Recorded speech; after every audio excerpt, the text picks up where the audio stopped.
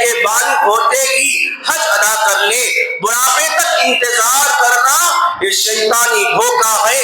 حج تو جوانی میں کی جانے والی عبادت ہے۔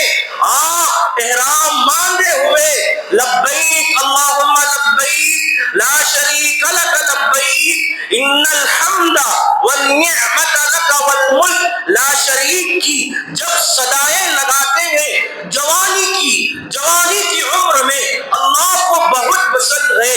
نوجوان جب سجدہ کرتا ہے اللہ اس سے بہت خوش ہوتے ہیں۔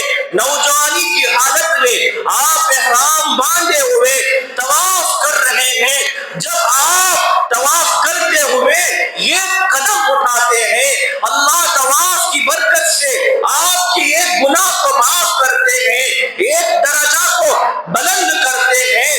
طواف بھاگ کر کی جانے والی عبادت ہے۔ اگر بڑھاپے تک ہم انتظار کریں گے گویا کہ حج کے ثواب میں ہمیں کمی آ جائے گی۔ جو اللہ نے ہمیں جوانی دی ہے، طاقت دی ہے، صحت دی ہے، اللہ کے کام میں لگائے۔ حج میں جو طواف ہوتا ہے طواف کرے، پھر صفا مروہ میں دوڑ کر جانا ہے۔ سارے لوگ جو نوجوان رہتے ہیں آسانی سے بھاگتے رہتے ہیں۔ جہاں حضرت ہاجرہ رضی اللہ تعالیٰ عنہ نے اپنے بچے کو پانی کی تلاش کے لیے نکلا تھا، وہاں دوڑنا ہے۔ اگر ہم بڑھاپے تک انتظار کریں گے گویا کہ جو جوان آدمی بھاگتا رہے گا بوڑھے لوگ پیچھے ہو جائیں گے۔ اس لیے حضرات شیطانی جو یہ خیالات ہیں اپنے ذہن سے نکالیں۔ میں یہ اپنی بات سے نہیں کہہ رہا ہوں، یہ علماء اکرام نے بڑے بڑے علماء جن کی بات کو مانا جاتا ہے، جن کی بات کو سراہا جاتا ہے، ان کی کتابوں کا مطالعہ کر کے میں آپ کے سامنے بات کر رہا ہوں۔ نوجوانی کی عبادت اللہ کو بہت پسند ہے۔ جب آپ صفا مروہ میں جائیں گے، مزدلفہ میں جائیں گے، عرفات میں جائیں گے تو جب 8ویں ذی الحجہ جب ہوگی آپ مسجد حرام میں نماز ادا کر رہے تھے، جہاں ایک نماز کا ثواب 1,00,000 نمازوں کی برابر ثواب ملتا تھا۔ جب 8 ذی الحجہ ہو جائے گی اللہ کی جانب سے حکم آ گیا اب تم یہاں سے مکہ کو چھوڑ کر میدان عرفات میں چلا جانا۔ کیا ضرورت تھی کہ جہاں آپ کو ایک نماز پڑھنے پر 1,00,000 نمازوں کا ثواب مل رہا تھا، پتا چلا کہ جو کچھ ہے اللہ کے حکم میں ہے، نہ بیت اللہ میں برکت رکھی ہوئی ہے، نہ کعبۃ اللہ میں، نہ مسجد نبوی میں۔ اللہ کا حکم جہاں آ گیا وہاں نکلنا ہے۔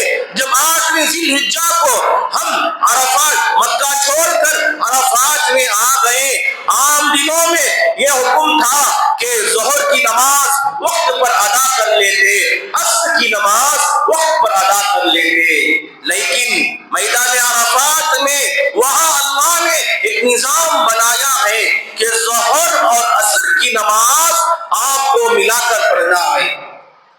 وقت جب قریب رہتا ہے ظہر کا ختم ہونے کے لیے، جب ظہر کی نماز ادا کر لیں گے، جیسے ہی عصر کا نماز کا وقت شروع ہو گیا، عصر کی نماز شروع ہو گئی، اب پھر وہاں سے مزدلفہ آئے، مزدلفہ میں مغرب اور عشاء کی نماز آپ کو ملا کر پڑھنا ہے۔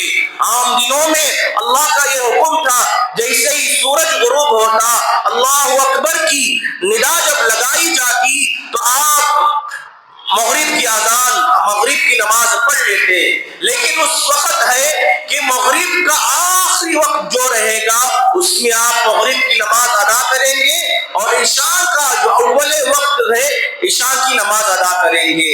تو پتہ چلا اللہ کا حکم ہر جانب آگے ہے۔ اللہ جس طریقے سے ہمیں بتا رہے ہیں وہ بات ماننے میں ہماری کامیابی ہے۔ اب رمی جمرات میں شیطان کو کنکرے مار رہے ہیں، یہ اللہ کا حکم ہے۔ اللہ نے کہہ دیا مارنا ہے۔ ہماری عقل میں یہ بات سمجھ میں آئے نہ آئے، جب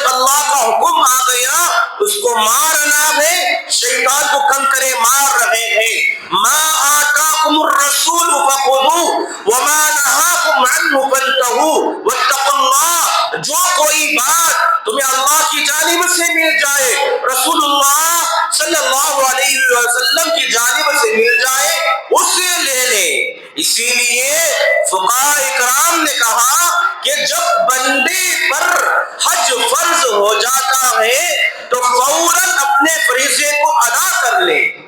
اگر اس کے پاس حج جو ہے مکہ المکرمہ میں کیے جانے والا عمل ہے، اگر اس کے پاس مدینہ المنورہ جانے کے لیے پیسے نہیں ہیں، تو یہ ایک آدمی ایسا ہے صرف یہ حج کر کے مکہ المکرمہ میں جو حج کے ارکان ہیں وہ کر کے اگر واپس آ گیا تو اس کے ذمے